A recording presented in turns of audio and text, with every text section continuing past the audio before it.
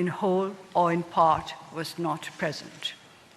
Regrettably, the Gambia has placed before the court an incomplete and misleading factual picture of the situation in Rakhine State in Myanmar.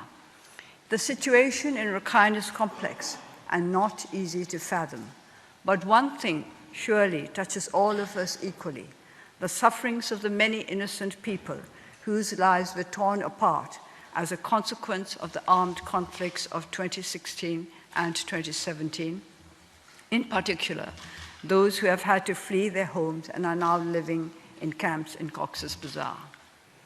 Mr. President and members of the court, the troubles of Rakhine State and its population, whatever the background, go back into past centuries and have been particularly severe over the past few years.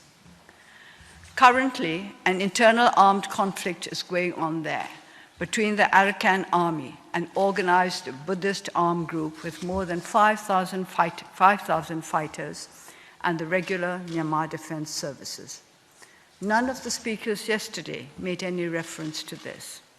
The Arakan army seeks autonomy or independence for Rakhine. Mr. President, it cannot be ruled out that disproportionate force was used by members of the defense services in some cases in disregard of international humanitarian law, or that they did not distinguish clearly enough between ARSA fighters and civilians. There may also have been failures to prevent civilians from looting or destroying property after fighting or in abandoned villages.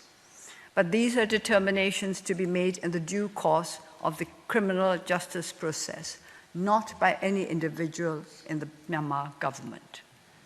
Please bear in mind this complex situation and the challenge to sovereignty and security in our country when you are assessing the intent of those who attempted to deal with the rebellion.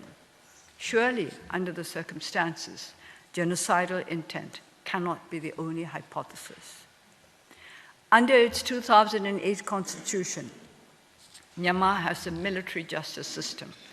Criminal cases against soldiers or officers for possible war crimes committed in Rakhine must be investigated and prosecuted by that system.